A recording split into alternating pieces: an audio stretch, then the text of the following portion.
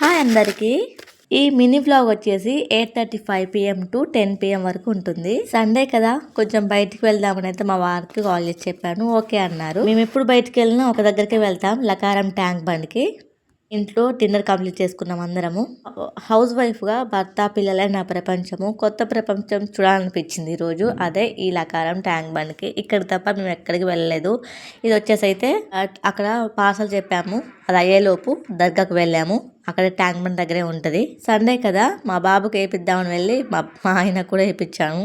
ఇంకా ఆ అమ్మ అయితే 3 నిమ్మకాయలు ఇచ్చింది. మళ్ళీ రిటర్న్ అయ్యామన్నమాట మేము.